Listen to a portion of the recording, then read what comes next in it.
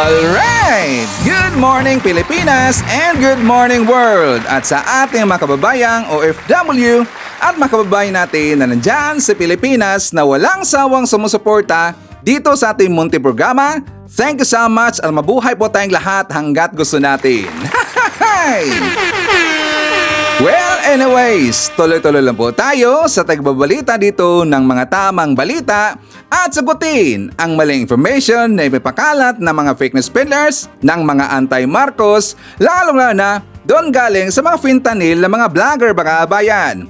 Yes, dapat silang sagutin. Bakit? Kasi baka-ayan natin sila na lagi pong naninira araw-araw kay PBBM at sa Marcos sa may session sa Katagalan Bayan, akala mga paninira ay magtotoo yan sa mata ng ibang tao. So dapat silang sagutin kasi ang bagong Pilipinas, bawal po ang mga sinungaling. At syempre, kasama niyo pa rin si Sir Ivan, ang pinakabulol na vlogger sa balat ng YouTube, pagbibigay sa inyo ng mga totoo at mga preskong balita na kinukuha natin sa kapitbahay na social media. So magandang buhay sa ating lahat mga bayan and a happy Monday sa ating lahat. Okay, so before tayo mag-start mga kabayan, well, syempre, as usual, i-check natin ang mga nakapasok sa ating top 5 commenters doon sa ating last vlog. At nandito sa listahan ang nanguna po si Ma'am Lerma Sondita. Meron siyang 73 na mga comments. Nandiyan po si Ma'am Shane Sibal. Meron siyang 71 na mga comments. Robel Ferrer Official. Meron siyang 59 na mga comments. Nemi Hasigawa. Meron siyang 38 na mga comments. And Ronilyn Lamsen. Meron siyang 28 lahat ng mga comments. Again, thank you so much po sa ating top 5 commenters. At syempre, pasalamatan rin po natin ang ating mga silent viewer dito sa ating channel. Thank you so much. At syempre, pasalamatan rin po natin ang lahat ng mga viewers na lagi pong nag-like, lagi pong nagsishares ng ating mga videos. Thank you so much! And also mga kababayan ko, i-acknowledge po natin ating pong mga channel members. Nandyan sila si Florante Aquino, Barbara Butler, Pusong Inami, Katita Dar, Cosmo Defender, Susan Torres, Edmond Casellejo, Samuel Membrado, and Via Vivar. Pasalamatan rin po natin mga kababayan ang nabigay sa atin ng super thanks or pang lemon ni Sir Ivan. Thank you so much kay Maximo Magdalena, nabigay sa atin ng 2 pounds. Thank you so much also kay Ma'am Marilo Vin, nagbigay sa atin ng $50. Thank you so much. Siyempre, i-greet po natin ating po mga suki, mga lovebirds, yung nanguna po sa pag-comment dyan sa baba sa ating comment section. Nandyan sila si Maricruz Hernandez from North Carolina, USA. Nandyan rin po si Lynn Gonzalez, Brian Baltasar. I-greet po natin si Nida Sanga, Rose Guevara, May Domingo, Sarah Bertman Vlog. Nandiyan po si Suzette Tabor, Shirley Risman, Florifigo Mapak, Elizabeth Habihan, and hi to Jeline Quezon. Okay, so kumusta ang lahat mga kabayan? How are you today? Well, of course, I'm hoping po na sana magandang ating gising ng umaga at meron tayong energetic po na aura katulad po kay Sir Ivan. Siyempre, as usual, doon po sa ating kababayan po nagagising pa lang at wala pang energy. Don't worry, painitin ko po agad yung mga umaga kasi marami mga baon na mga pasabog at mga balita sa Ivan na magamit ho natin ipadibang po sa mga ipinapakalat na mga fake news ng kabilang kampong mga fake news peddlers. Siyempre, dapat na silang kukurtin araw-araw mga kabayan kasi sila po ay salot ng lipunan. Okay, good morning Pilipinas, Luzon, Visayas at Mindanao. So, kahapon mga kabayan ko, talagang sumabog po ating balita, no? Ang dami pong napahiya ng mga DDS kasi nga kalang ipinakalat po na fake news yung meron dang rally doon sa Davao mga kabayan. Rally daw yun. Tapos sabi pa nga nila, 60 million daw lahat yung sumama mga kabayan. 60 million? Davao City, 60 million. Baka nga yung population dyan sa Davao mga kabayan hindi po umabot ng 5 million if not mistaken. Basta hindi po umabot ng 5 million between po sa 4 million to 5 million mga kabayan. Tapos doon po sa nag-narrate, doon po sa video na ipinakala nila mga kabayan, nasabi nila sa Davao daw yun. Pero napag-alaman ho natin na yun pala ay doon po sa Indonesia mga kabayan, sa part po of Indonesia. Maraming napahiya, ang daming umatake kay Sir Ivan mga kabayan. Alam niyo na po yung mga DDS, kapag sila po yung makorner makabayan, kapag sila po yung makorner at mapahiya, tatawagin kagad nila na bayaran at saka bangag na makabayan. Bayaran ba sa Sir Ivan? Well, kapag papanoorin niyo po ang ating advertisement dito at saka isa rin po kayo sa nagbibigay po ng super thanks sa Sir Ivan at saka nagpa-member po sa ating channel memberships, well, kayo talaga po ang nagbayad kay Sir Ivan. Wala pong involved po na politiko sa ating channel or nagbabayad kay Sir Ivan. Kusang loob po ito. Kusang loob po itong ginagawa po ni Sir Ivan kasi dapat natin pong protektahan po si PBM kasi marami pong mga nagkapulyot yung utak na lagi pong naninira kay PBM isamantalang ating pong presidenteng si PBM nagtatrabaho po ng tama at matino makabayan. Okay? Anyways, forward tayo. Ano nangyari sa Ivan? Meron kong nakita na picture na doon ko nakita makabayan sa Maisog Rally na kanilang Facebook account. So doon po sa Facebook account talagang pinagpistahan nila kasi originally ang nagpost ito makabayan, ito pong account po ni Hitad, yung political witch boy. Alam ho natin, 1,000% ang may-ari po ng account na yan si Hitad makabayan. Pero meron siyang ipinakita lagi doon, isa pong Vicky makabayan. Pero alam ho natin, sinabi na ho yan ni James Smith kung sino po yung may-ari po ng political witch boy na account makabayan. So ang nangyari doon sa Maisog Rally, Maisog team doon sa kanilang Facebook account makabayan, in-screenshot nila yung post po ng political witch boy. Doon po kinuyog sa account po ng Maisog Rally makabayan. Ano yan sa Ivan?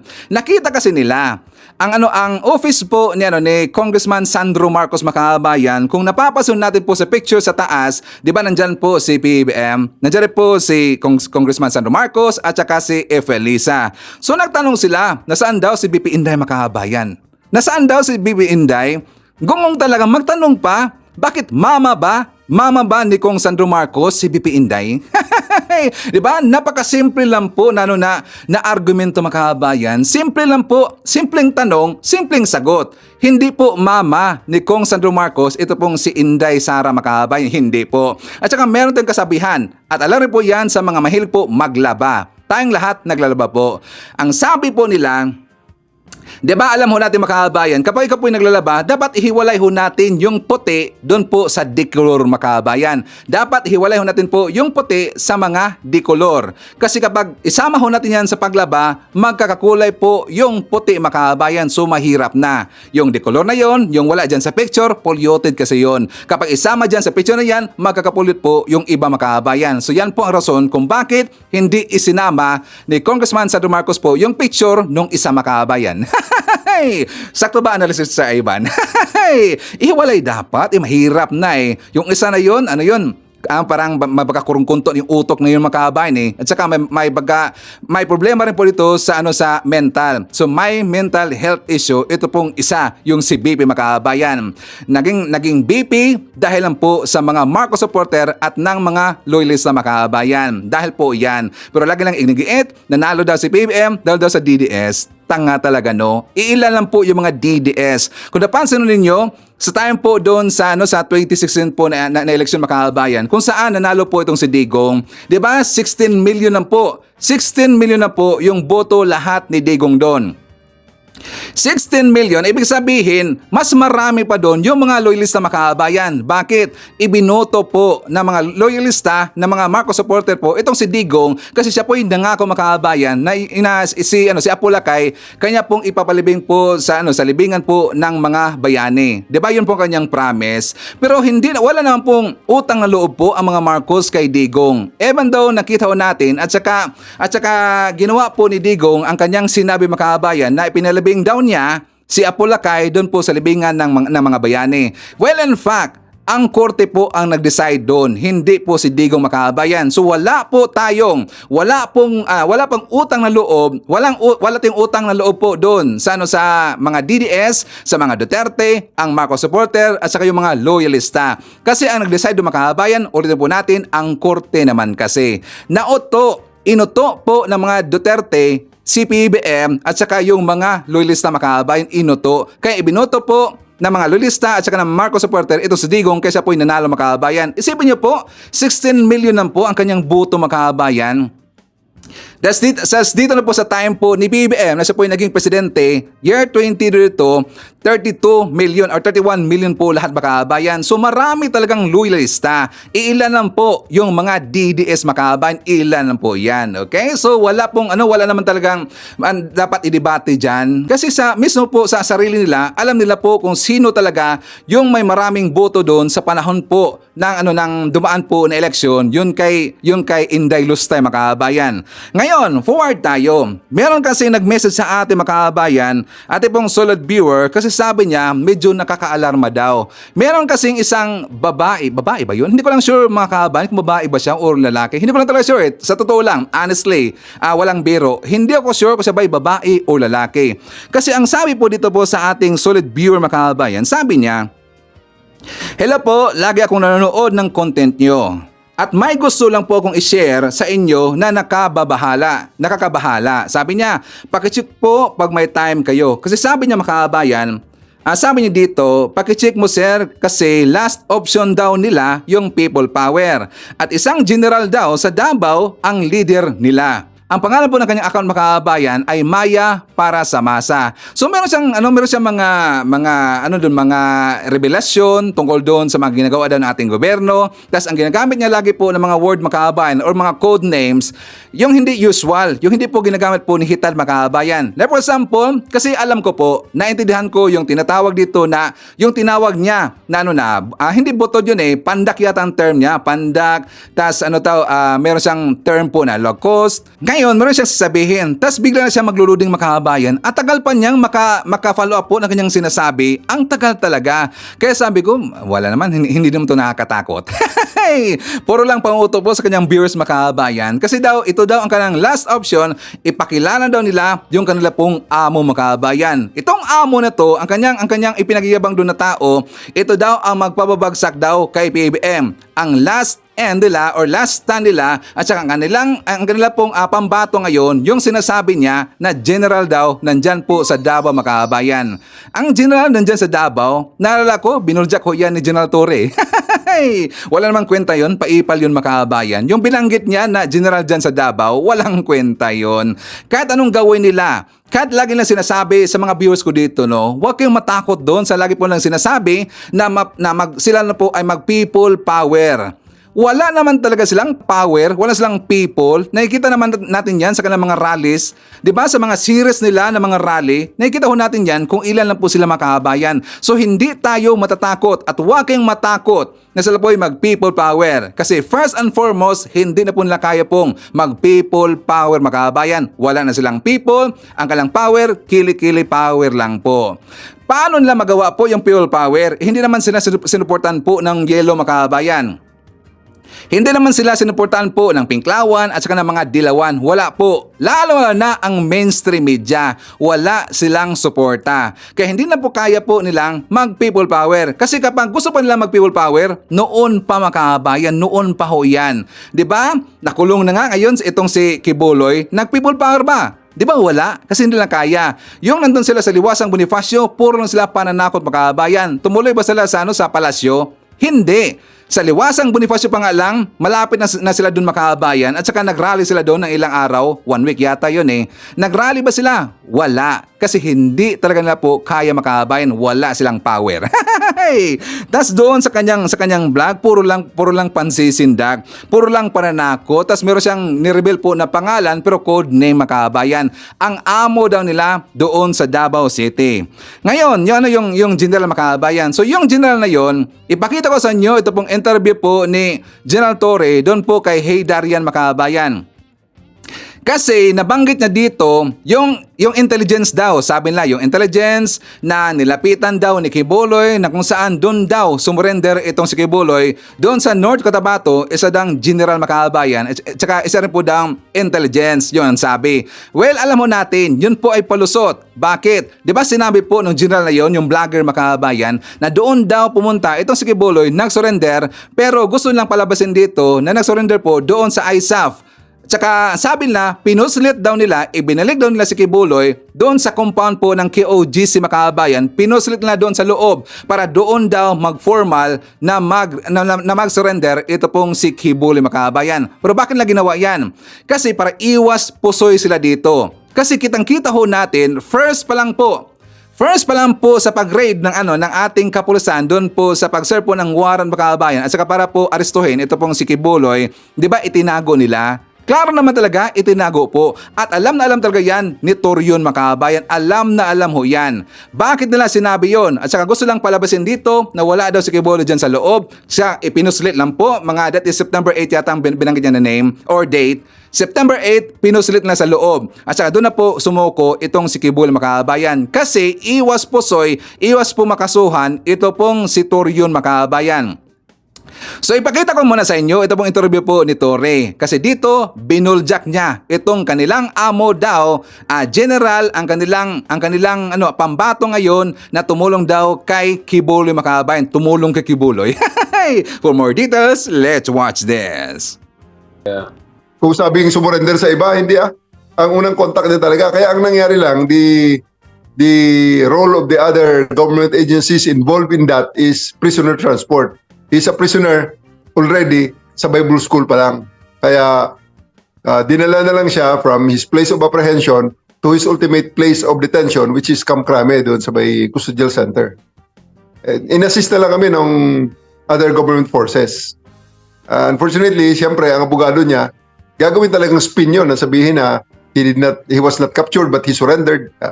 Good luck with them sa kung paano nila i-explain sa judge yan. Para sabihin nila, they were not obstructing, the exercise of... Good luck to them sa explanation nila sa judge kung paano maging plausible yan.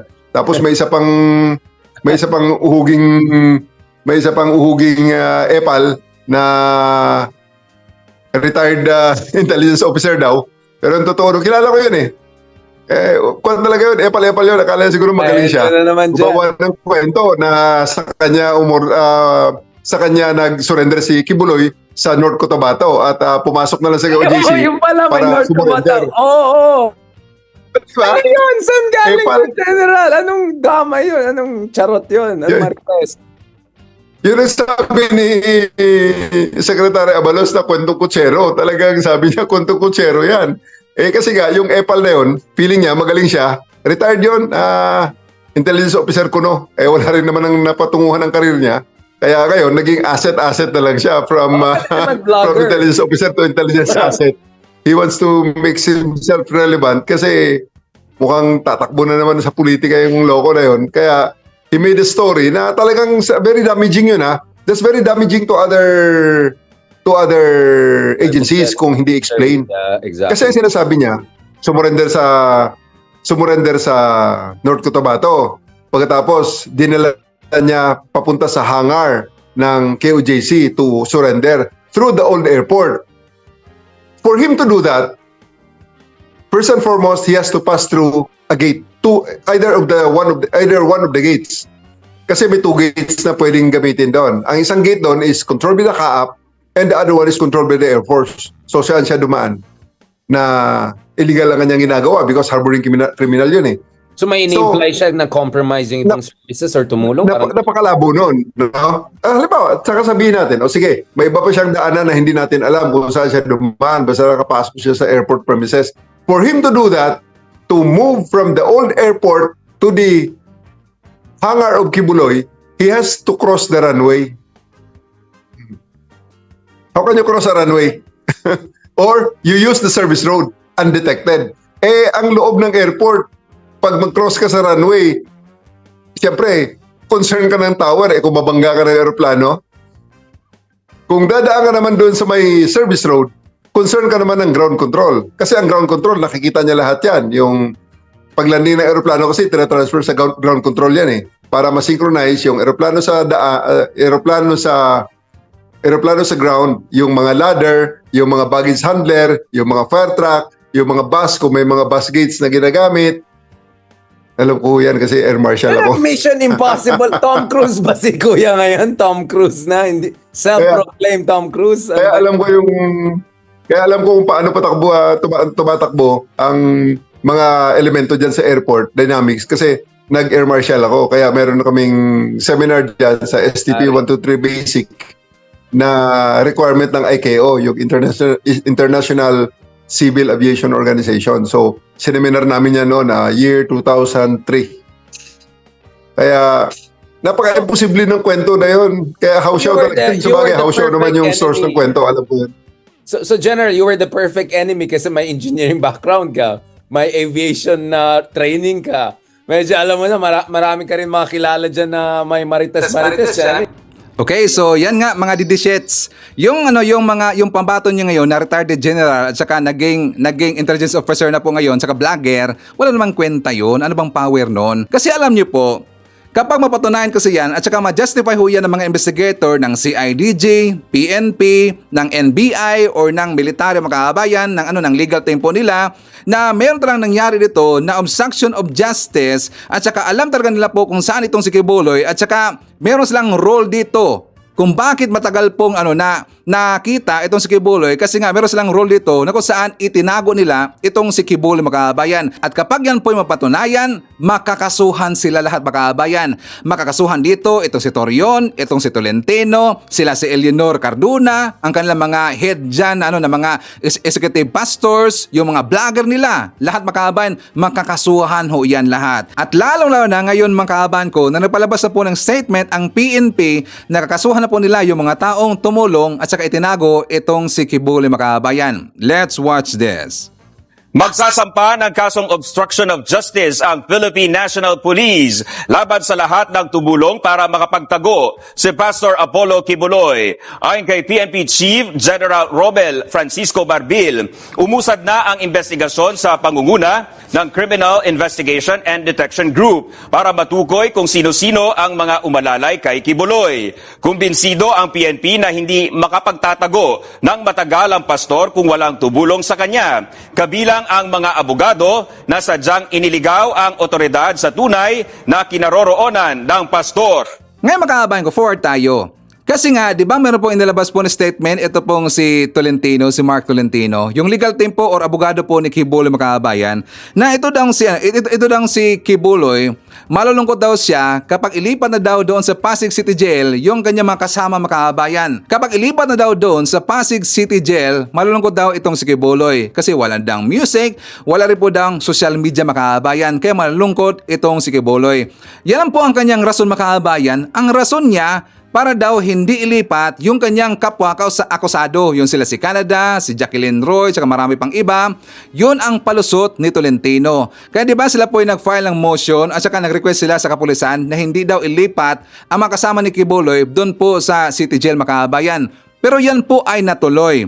Kasi dito po sa balita po ni Mike Abe makahabayan, napag-alaman ho natin na sila pala yung tatlo na yon nandun na pala ngayon sa Pasig City Jail makahabayan. For more details, let's watch this. Ayan na po sila. Ingrid Canada, si Sylvia at saka si Roy. Naka-yelo na sila. Si Crescente o Inting Canada ay nandun sa gilid. Hindi na nakasama sa video. Nandiyan na sila sa Pasig Jail. Pasig City Jail. Ito'y matapos nga pong i-transfer dahil may utos na ang korte na sila ay kinuha sa Campo Crame at dinala sa Pasig City Jail. Inihiwalay na kay Apollo Kibuloy. Okay? So, di ba doon sa isang araw nakakulay orange ng t-shirt nung nasa Campo Crame pa sila. Pero paglipat, kasi pagka City Jail, Municipal Jail, Provincial Jail, ang may hawak dyan, Bureau of Jail Management Penology. BJMP na. Hindi na PNP. So pinagwahiwalay na. Yung tatlong babae, masasama yan. Pero alam nyo, dyan sa City Jail, naku, crowded dyan, napakaraming nakakulong dyan. Isasama ka doon sa mga pangkaraniwang nakakulong. Wala hong sariling kwarto dyan. Pati lahat ng ginagamit nyo dyan, share-share kayo. Pati tulugan dyan, tabi-tabi kayo dyan. Ganun po ang sistema sa City Jail. Si Kibuloy naiwan sa Campo Crame dahil yun ang order ng court, maiwan sa Campo Crame Custodial Center. So ayan na po. masakit man, lalo na ho sa kanilang mga member at pamilya, yun nangyari, pero wala tayong magagawa. Yan na po yung nangyayari kapag ho may reklamo, may kaso, dahil korte na po ang nasusunod dyan. Hindi pwedeng mga abogado ang masunod. Ang korte ang nag-decide na pag-iwalay. Excuse me. Pasensya na po kayo. Pag-iwalay sila. Ang malungkot din dyan, sa side nila, si Kibuloy na iwan. Meron nga siya sariling kwarto, may electric fan. Electric fan doon sa Campo Crame. Pero hindi yun sanay sa ganun eh. Sanay siya na 24 hours ang aircon, mga mansion. Di ba? May private jet, private chopper, maraming pagkain, malinis ang kapaligiran. Ganun po, sa matagal ng panahon, 1985 yata siya nagsimula. Ganun karanya ang kanyang buhay. Walang maliit na bahay, puro mansyon, mga building. Tapos ngayon biglang walang TV, walang internet, walang aircon, nag-iisa ka sa kwarto at maliit na parang papag lang. Yan po ang buhay ng nakukulong.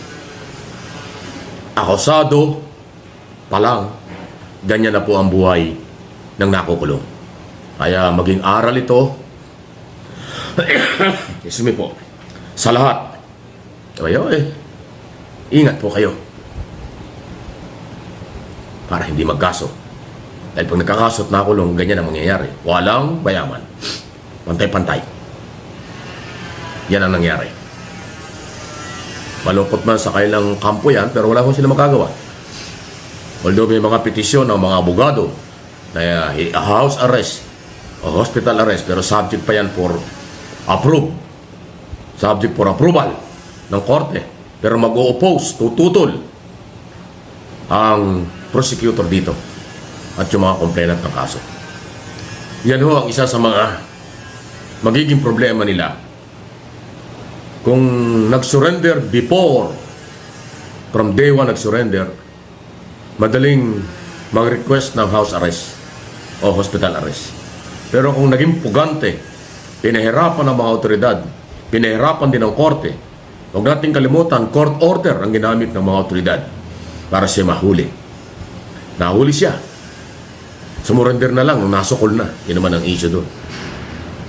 So, paano bibigyan ng consideration ng house arrest at hospital arrest? Sa aking opinion lang ho ito. Ayaw kong pangunahan ng korte kasi nga may bad record. Diba? Ganun po yan. Ini-comment reaction sa bagay na ito. Pero isang pag-usapan po natin yung until now, yung kampo ni Kibuloy, ang mga abogado, mga vlogger at iba pa, patuloy na nag-iingay na si Kibuloy sumurrender. Hindi na-aresto. Alam niyo kung bakit? Kasi pag nag-surrender ka, pwede mong i-justify sa court na nag-surrender po yung kliyente ko. Pwede sabihin na abogado yun. Hindi naging pugante. Rumispeto sa korte at sa ating batas kasi nag-surrender siya. Para hindi na madamay ang kanyang mga membro at mga followers. O papugi points, nakuha nyo? At kung makukonvince nila ang korte sa ganung paliwanag, posibleng bigyan ng consideration sa kung anong pwedeng request. Yun ang dahilan kung bakit nila ini-insist until now, sumurrender, hindi sumuko. Pero siyempre, dahil si Pangulong Marcos mismo nagsabi, from day one, si Kibuloy ay nahuli. Dahil nasukol na siya. Sumurrender lang nung magkakaroon na ng assault operation ang SWAT at saka SAC ng PNP under General Torre.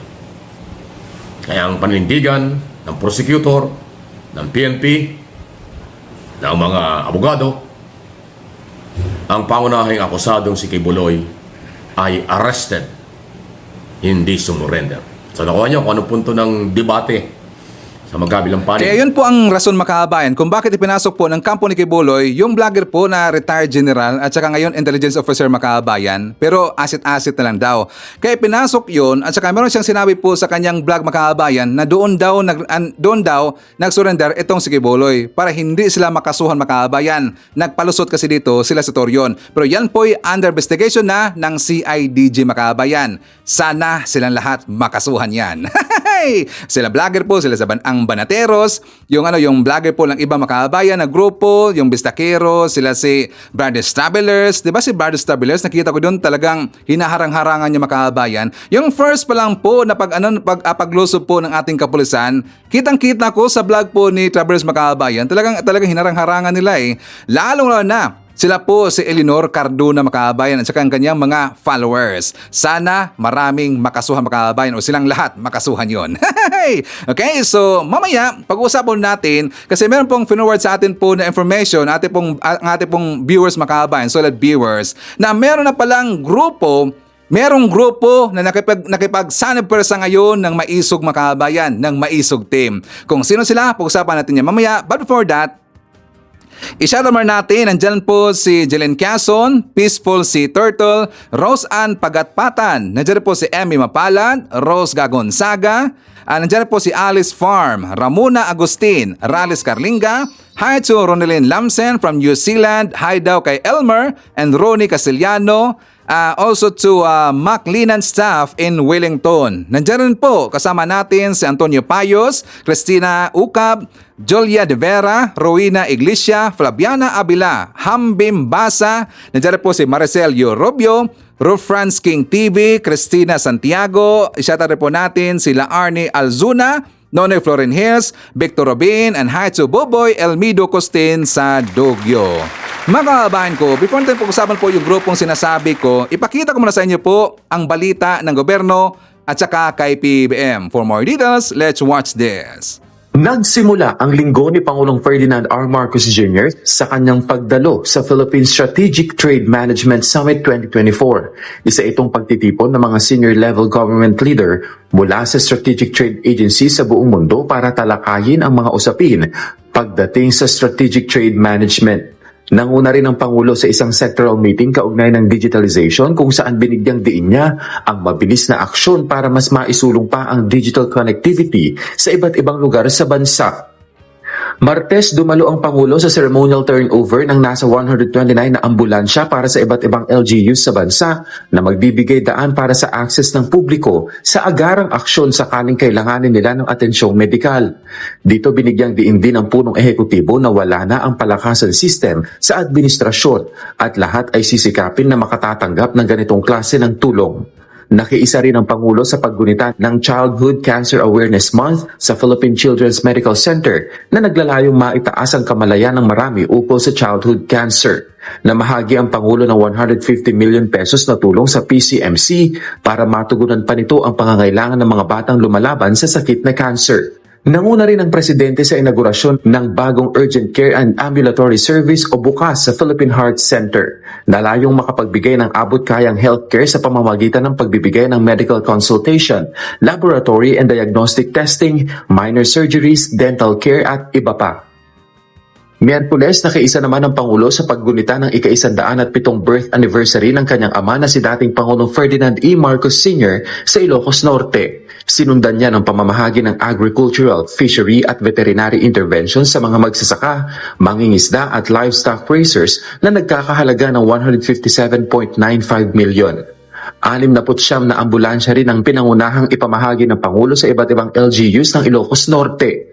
Namahagi rin ang Pangulo ng tulong sa mga benepisyaryo ng ayuda para sa Kapos ang Kita program o AKAP sa Batak at Lawag kung saan nasa 16,000 individual ang nakatanggap ng tig-5,000 piso.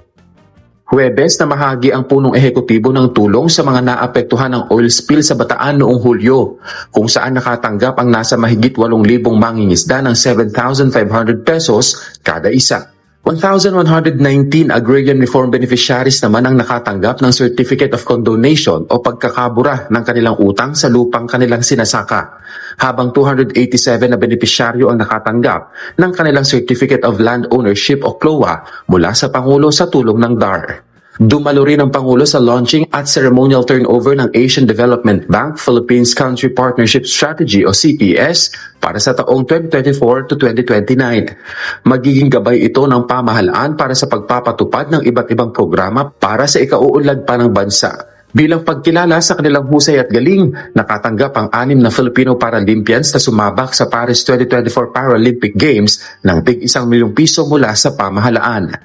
At sa mismong kaarawan niya kahapon, nanguna ang Pangulo sa paglulunsad ng Agri-Puhunan at Pantawid Program para sa mga magsasaka sa Nueva Ecija, kung saan magkakaroon ng Interventions Monitoring Card o IMC ang mga benepisyaryo na may input credits na nagkakahalaga ng 28,000 pesos na maaari nilang gamitin para sa kanilang pangangailangan sa sakahan. Bukod pa ang 8,000 pesos na matatanggap nila kada buwan sa loob ng 4 na buwan na may kabuuang 32,000 pesos. Sa ibang balita, mararamdaman na po ang mga pagbabago sa NAIA o Ninoy Aquino International Airport sa Disyembre. Makaraang mailipat sa pribadong kumpanya ang pamahala sa paliparan.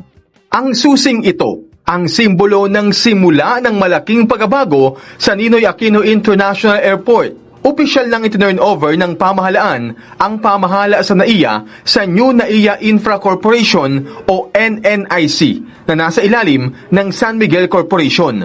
Hudyat ito ng pagsisimula ng rehabilitasyon ng NAIA at gawin itong isang world-class na paliparan. Ayon kay SMC Chairman Ramon Ang pagbabago sa NAIA ay hindi lamang para sa mga pasahero dahil mangangahulugan din ito ng mas maraming trabaho, mas maraming turista at mas masaganang Pilipinas.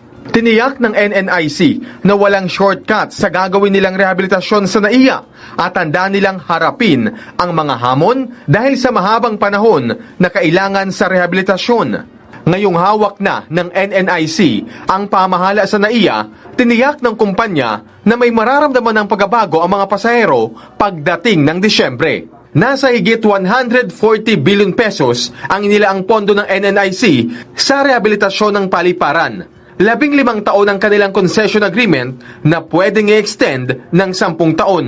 Nilinaw naman ng pamahalaan na nanatiling pagmamayari ng gobyerno ang NAIA at ibabalik ito ng NNIC pagkatapos ng concession agreement.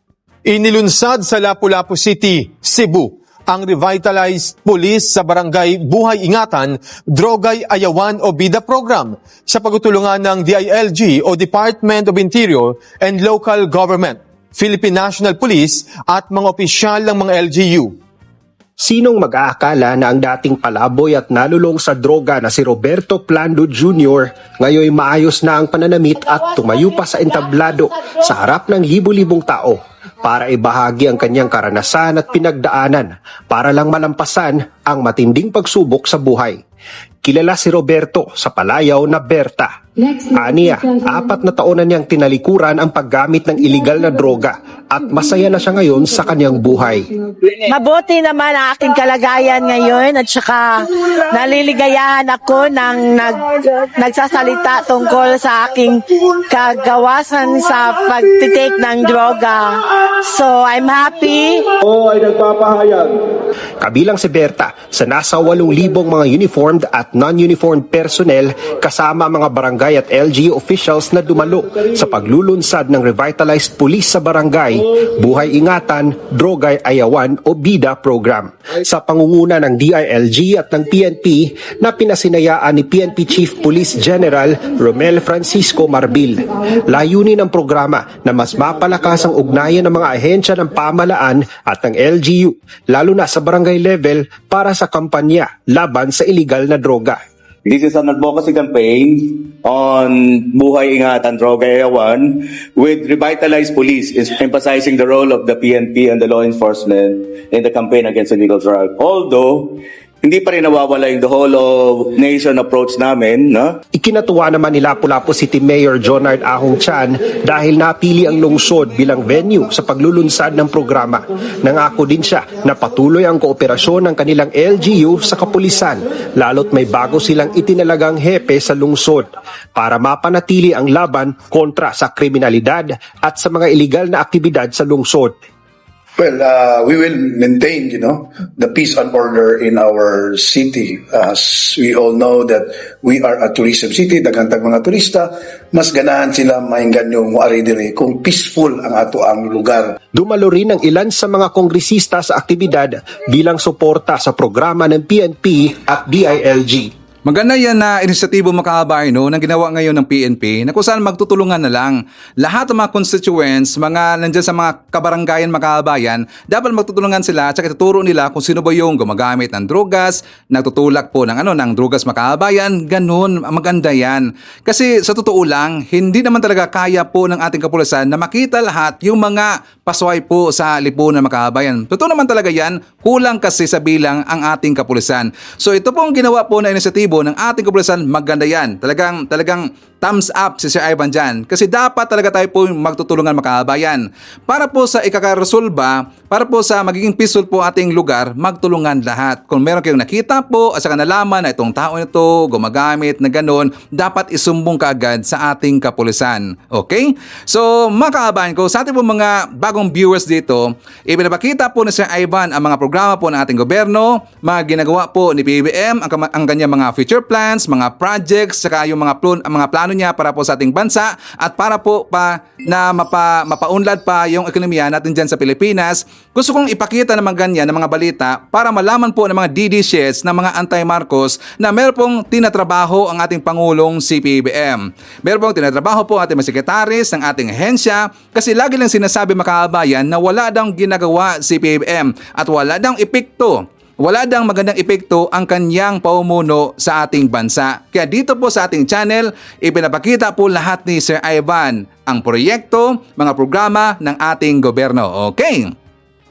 So ngayon mga kababayan ko, ipakita ko na sa inyo kasi meron pong nagsumbong ka Sir Ivan. Sir Ivan, please i-check mo nga to kasi merong grupo na kasama noon nila ni PBBM mga kababayan sa kanilang partido na nakipagsanib pwersa na ho ngayon sa Maisog Rally mga kababayan, sa Maisog team nila ni Digong, grupo ni Digong. Sino sila Sir Ivan? Alam ho natin yung Partido Federal ng Pilipinas mga kababayan, Partido Federal ng Pilipinas. Diba yan po ibinubuo po nila ni PBBM, si PBBM po ang national chairman dyan. Then, di ba, ang legal team nila si Briones, nalalaban natin po si Atty. Briones mga kababayan. At saka ang kanila pong national president, yun pong si Gov.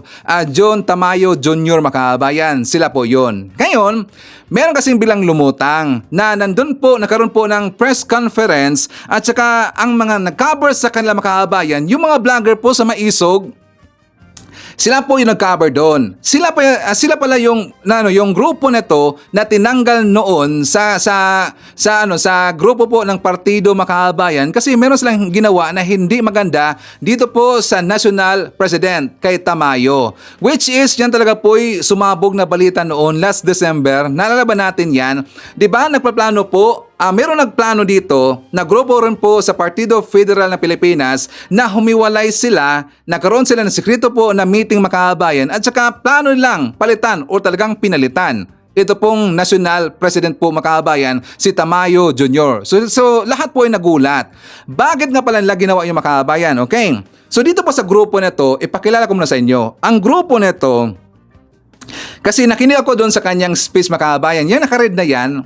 Doon po talagang pinang-hype niya ngayon. Talagang parang ipinakilala po ng Maisog Rally, ng mga vlogger ngayon ng Banateros, kinaber na ho yan ngayon ng mga vlogger po ni Kibuloy o ni Digong kasi nga natuwa sila na meron pong galing sa hanay po ni PBBM, sa grupo po ni PBBM na sumali na ngayon at saka iniwanan nila si PBBM. So yan pong grupo niya mga kababayan. Pero hindi naman sila marami. Only 8 lang po na bilang mga kababayan. Bakit mo alam Sir Ivan? Inakita ko pag picture. 8 lang po sila lahat. So doon po sa speech po na naka-read na yan, sa dito po sa title mga kababayan, basahin po natin. Sabi ito, hala, Partido Federal nag-speak up, binodol din ni Dayonyor, panoorin. Tapos meron pang isa doon na title mga kababayan, sabi pang doon na live, Partido Federal Presscon, kakalas na kay Dayonyor, magsanib pwersa sa Maisog. Walang problema ho yan. Kasi alam ko po yung grupo ni mga kababayan. Nireses kagad yan ni Sir Ivan. Alam naman natin, nireses kagad yan. So, doon po sa lang press con makabayan, Didi Shets, makinig. Alam kong totoo pong sinasabi ko. Alam nyo na totoong sinabi ni Sir Ivan. Doon po sa sinabi niya makabayan, abay nagtampo pala sila. Ito po ang totoong rason kung bakit sila humiwalay makabayan. Sa iniwan nila yung grupo ni PBM. Kasi sila pala ay nagtampo kasi tinanggal itong si Vic Rodriguez makabayan. Kasi sila pala ay tauhan ni Vic Rodriguez makabayan. At saka ang kanilang grupo sa Mindanao sila. Sa Mindanao area, particularly sa Davao makabayan. Well, expect natin yan. Davao naman kasi. Sila po yung taga Davao. At sila rin po ay tauhan ni Vic Rodriguez makabayan. And second po sa kanilang rason, while ako nakikinig doon, sabi nila, bakit daw ginawang presidente ng PFP itong si Tamayo Jr. Wala na siyang naiambag makabayan. Wala na siyang naigasta dito na pera, walang nailabas na pera, pero bakit daw naging presidente? Yun ang isa sa rason nila kung bakit sila nagtampo dito makabayan. Kasi I am very sure, alam ho natin yan, naghangad kasi sila dito po ng posisyon dyan po sa gobyerno natin. Dahil po hindi sila nabigyan dito ng posisyon, sila po yung nagtampo makabayan. So ganun po yung mga utak na yan. Yan po yung mga utak talaga na gusto nila kapag tutulong sila sa kay PBM, sa Marcos admin, gusto kasi nila mayroon pong kapalit makabayan.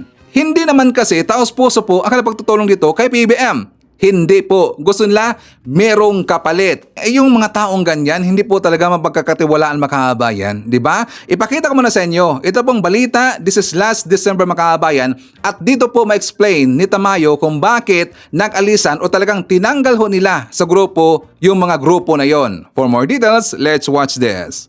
Iginiit ni South Cotabato Governor Reynaldo Tamayo Jr. na siya pa rin ang kinikilalang National President ng Partido Federal ng Pilipinas. Ito ay matapos mag-aklas ang ilang miyembro at magluklok ng kanilang mga opisyal. Narito ang report. Ikinagulat ni South Cotabato Governor Reynaldo June Tamayo Jr. nang mabalitaan na isang pagtitipon ang idinaos sa Pasig City nitong December 14 para sa General Assembly ng Partido Federal ng Pilipinas. Batay sa kanyang impormasyon, nagkaroon ng eleksyon at pinalitan siya ni dating Catanduanes Governor Leandro Verceles Jr. bilang National President ng partido. Agad naglabas ng statement si Governor Tamayo at iginiit na siya pa rin ang duly elected National President ng Partido Federal ng Pilipinas batay sa Constitution and bylaws ng partido. Ayon kay Tamayo, walang basbas mula sa kanya bilang National President ng pagpapatawag ng General Assembly ng PFP, maging ang Malacanang at si Pangulong Ferdinand R. Marcos Jr. na National Chairman ng partido ay wala rin kaalam-alam sa naganap na pagtitipon. Tahasang tinawag ni Tamayo na nuisance group ang mga nag-aklas na dating miyembro. Sinasabi ko sa inyo na hindi ito kinikilala ng leadership natin sa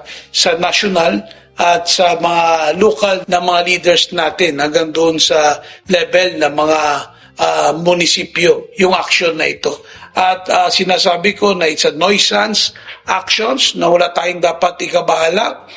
Dagdag pa ni Tamayo, kilala silang kaalyado ni dating Executive Secretary Vic Rodriguez na nasibak dahil sa pagiging inactive sa partido, bunso dumano ng pagkadismaya nila matapos na hindi makakuha ng appointment sa Marcos administration. Habang hinihintay ang formal na reklamo ng nag-aklas na grupo sa Commission on Elections, sinabi pa ni Tamayo na matatag pa rin ang partido sa ilalim ng kanyang pamumuno dahil sa suporta sa kanya ng 97% ng mga opisyal mula sa iba't ibang rehiyon. Sa lahat ng mga party mates natin na wala tayong dapat ikabahala at tuloy-tuloy pa rin yung leadership na meron tayo according doon sa naisubmit natin na statement doon sa COMELEC nung naiset na deadline noong October. Para kay Governor Tamayo, isa lang ang ibig sabihin ng ginawa ng mga umaklas na miyembro ng partido. Ang nangyaring ito ay sinyalis na tutungat papalakas na ang Partido Federal ng Pilipinas. Inanunsyo naman ni Governor Tamayo na simula ngayong 2024 ay mag-iikot na sila sa lahat ng probinsya para sa expansion ng partido. Tapos nanonood ako doon sa vlog po ni Aguilar Makabayan. Isa po sa mga vlogger po ng Maisog. Tuwang-tuwa sila kasi meron silang bagong kalyado Makabayan. Galing daw sa hanay po ni PBBM. At saka sabi pa nga doon, ito maganda to kasi maraming alam to kay PBBM. Gagamitin lang Makabayan. Gumong talaga no. Tingnan nyo po kung nangyari talaga na, kung nangyari po na napalitan itong si Gob Tamayo Jr. Makabayan. Isipin nyo lang po, yung papalit sa kanya, tauhan ni Vic Rodriguez. Ano kaya mangyari po kay PBBM Makabayan? Kasi nga, itong si Gob Tamayo, John Tamayo, talagang loyal ito kay PBBM. So, ang mangyari, kapag ito po ipapalitan po ng kalyado ni Vic Rodriguez, mamimiligro po itong si PBBM. Kasi di ba meron sa mga Plan C, Plan D, Plan E, lahat ng legit plan Makabayan, baka yun po ay gagamitin nila. Kasi nga noon pa po, meron ng umuugong-ugong po ng mga balita na merong grupong magpapatanggal daw kay PBBM. So marami nag-iisip dito at saka baka siguro naisip rin po ni Tamayo na itong grupo nito Makabayan.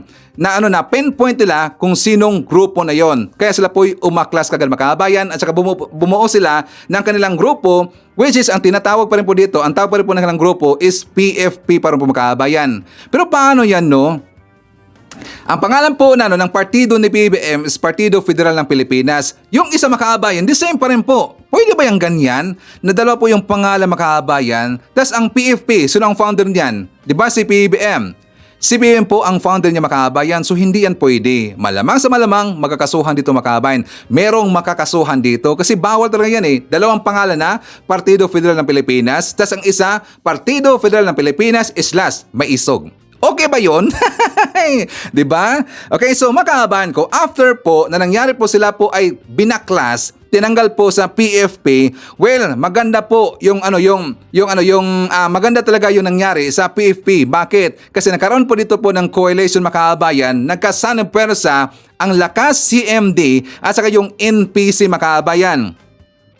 Di ba? Lakas CMD at saka yung Partido Federal ng Pilipinas, nakaroon kasi dito naglagda sila ng alyansa.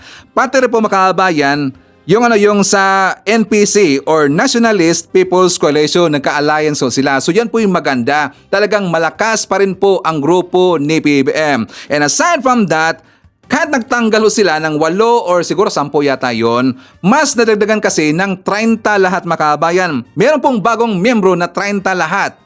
At saka meron pong bagong grupo rin po na nanumpa, membro rin po ng PFP Makabayan. So hindi naman po kawalan yung grupo na yon, yung umaklas Makabayan or binaklas. Siguro para sa akin talagang binaklas yun kasi yun po ay salot Makabayan. Salot yun sa grupo ni BBM. So para sa akin, yun talaga po ay binaklas. Kasi sila po ay tauhan po ni Vic Rodriguez Makabayan. Okay. So before tayo mag-forward, isata natin. Nandyan po si Otelo Lem Diesto, Marilo Bidnaric, Bibi Macdoms Nunamod, Hatsu Weng Salvatierra, Janet Narvaez, Sita Bibib. Nandyan po si Alicia Lee, Nonsky Pasamonte, Emma Valdez, Florindo Min. Nandyan po si Felix Apari from San Jose Mabini, Bohol, Hatsu Perlita Petersen from States at saka nandyan po sa Cavite. Hatsu John Wick, Jose Zaldi Balgos from Damam, Saudi. Nandiyan rin po si Jay Manguera from Plaridel, Bulacan. Joyful Pinay. Kasama rin po natin si Evelyn Reyes. Hi to Angelique Christine Navarro and Evelyn Zawel of Cebu. Nandiyan rin po si Evergreen Pondok. And hi to Leo Catalan and Emergencia Yongko from Anchorage, Alaska. Okay, so mga kababayan ko, ipakita ko sa inyo yung interview po ni General Torre doon po kay Richard Haydarian kasi papag-usapan na dito po si Bantag Makabayan. For more details, let's watch this. So this operation is really unprecedented, no? May maisip pa kayong general na may similar to this in the past? Even during your dad's time, na ganitong kalawak na operations, handling thousands, going through a compound. I mean, wala akong maisip na anything similar unless, obviously, I'm not an expert on PNP history. What was your inspiration if this is pioneering, essentially, operation? I mean, I cannot think of any precedents. Is there any precedents? Well,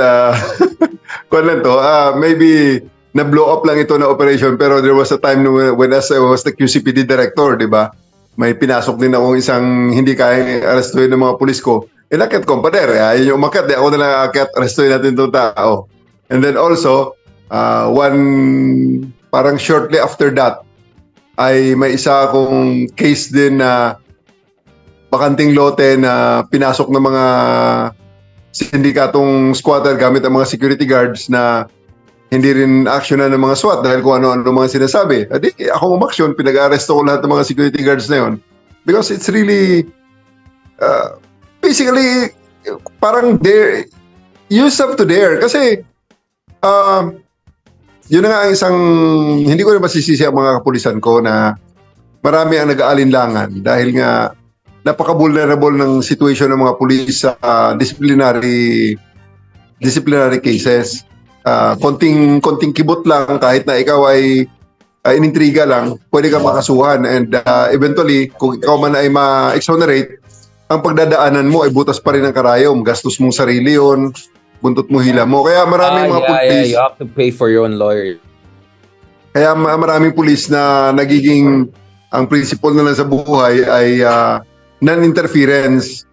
Kasi Play safe. Play safe. kung wala kang ginagawa, mas safe ka sa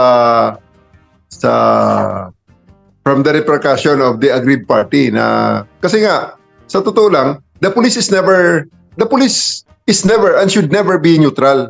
Ayun ang prinsipyo ko yan eh. The police is never neutral in any instance, in any conflict. The police can never be and should never be neutral. Kasi nga sa kwan pa lang eh, sa, di ba, sa PNP him pa lang eh. Kriminal aming kalaban. O, di may kalaban ka? Wala eh. Hindi mo pwede sabihin na kriminal aming kaibigan eh. So, pag may kalaban ka, hindi ka neutral. Kasi may kinakalaban ka eh. And really, yun ang gusto kong palaging pinapaalala ko sa sarili ko na sa isang conflict, palaging nandun tayo para sa aggrieved party na naghahanap ng redress.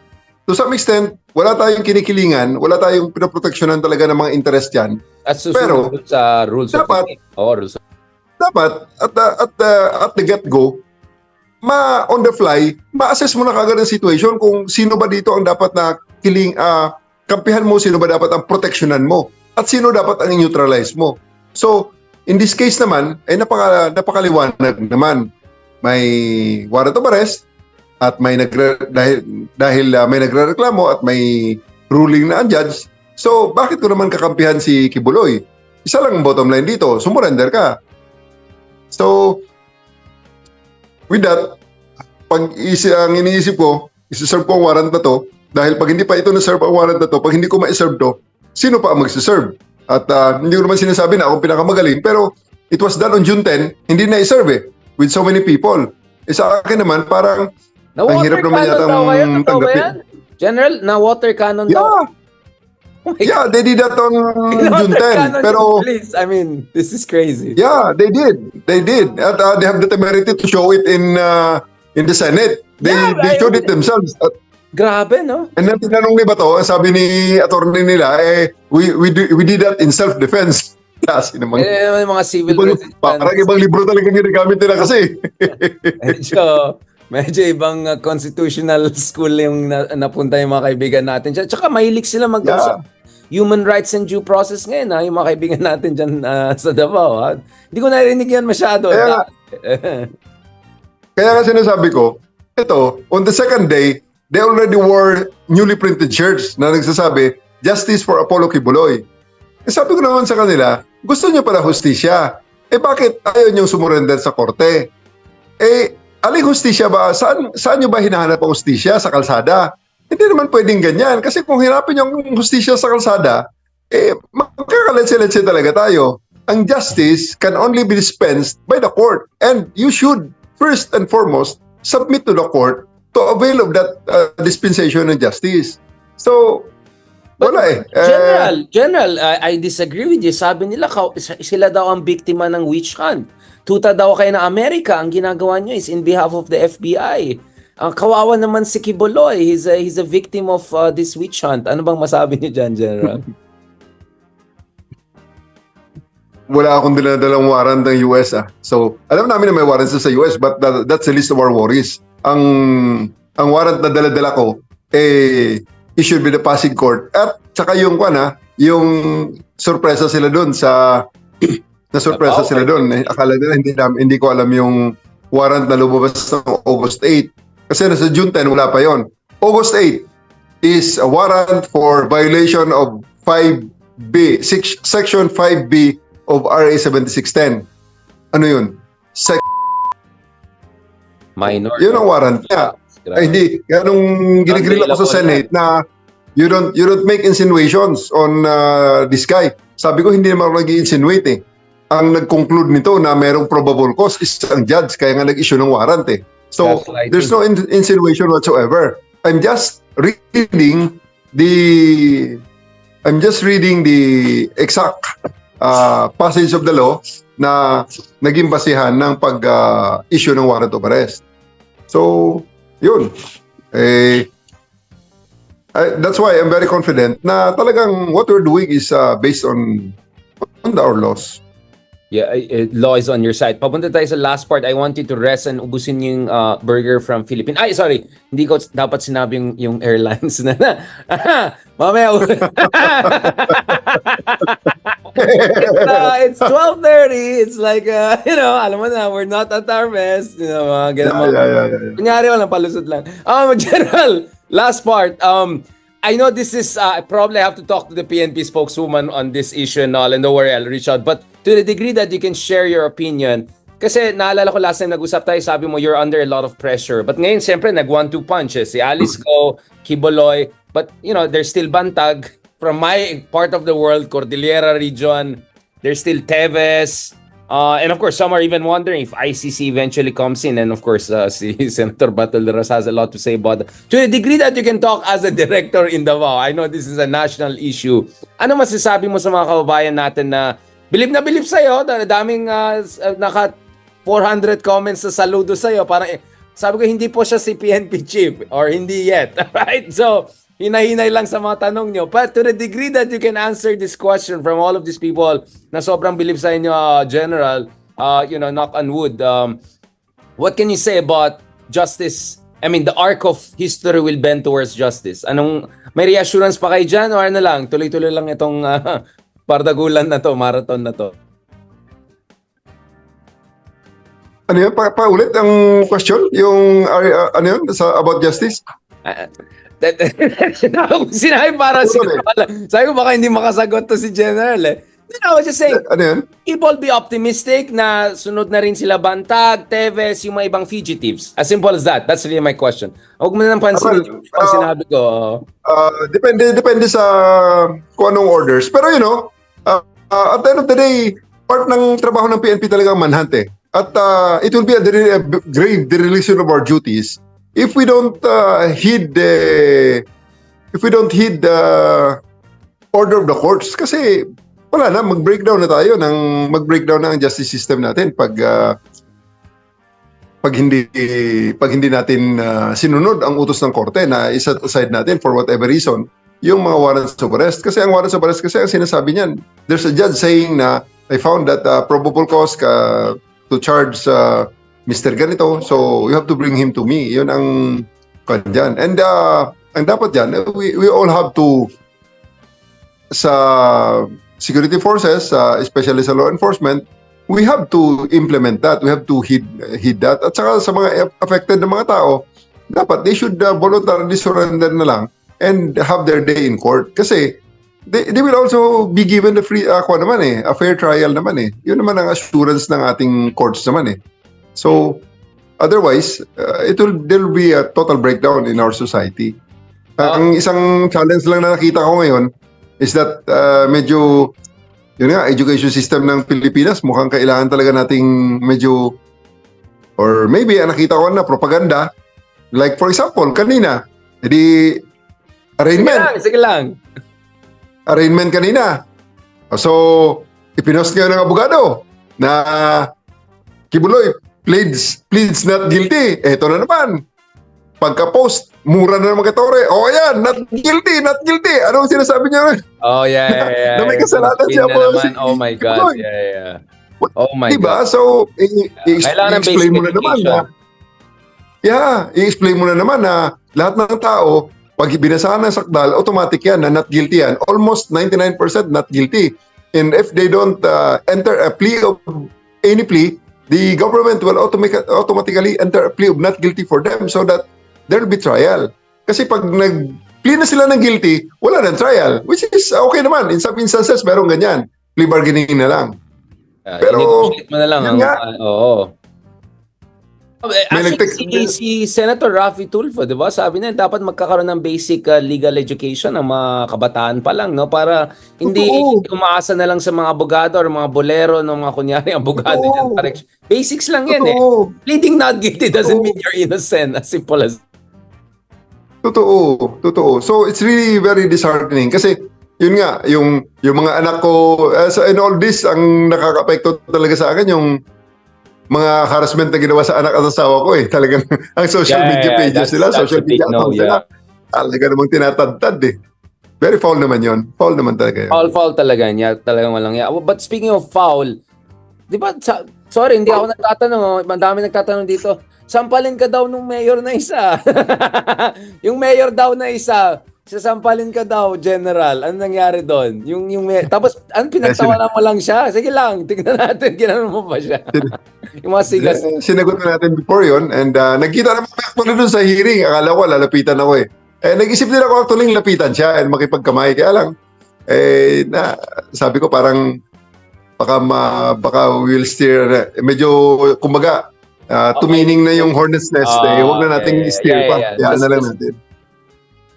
General, a gentleman, a successful general, a meticulous policeman. Thank you so much, General. May your star continue to rise and may you continue to serve the country best way possible. And please take care of yourself. Please stay safe, and our prayers and love with you, General. Is there anything you want to share before we wrap up this almost 1 a.m. conversation, aside from calling out yung isang airlines na late dahil... Kaya talaga, Richard, talaga mamaya malasin na tayo dyan. Ayoko na lang tigilan. Hindi, mahal ko na sila. Mag-personal ng grata sa akin, hindi na komentahan ng ticket. Anyway, ako nagpapasalamat sa inyo, Richard, at sa inyong mga tagapakinig.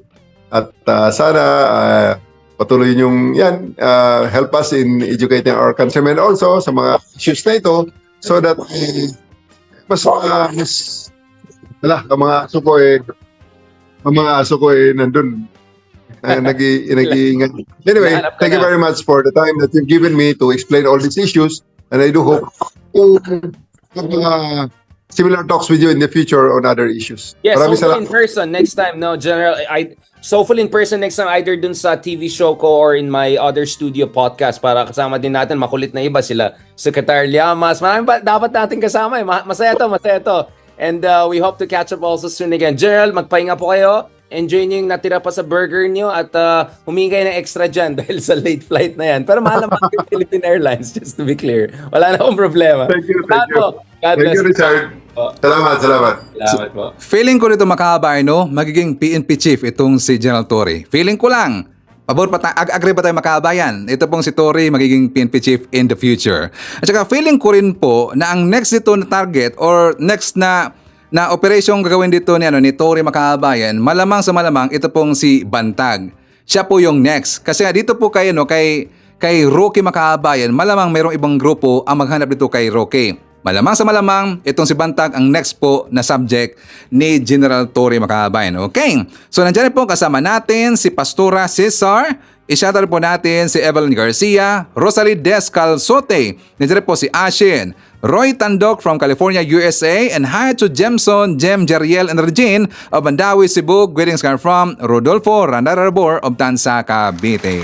Makahaban ko, thank you so much sa ating mga viewers nga nag-comment dyan sa baba sa ating comment section na hindi ko na-shout out. Hopefully po, sa ating next na vlog, ma-shout ko na po kayong lahat. Okay? So anyways, yan po ating manakalap na mga balitang ng araw. Kung nakaabot ka po sa portion na to, sana nakapag-like na ho tayo. Libre po ang mag-share. Libre din ang mag-subscribe. Again, maraming salamat sa mga viewers na hindi nag-skip ng ating mga commercials.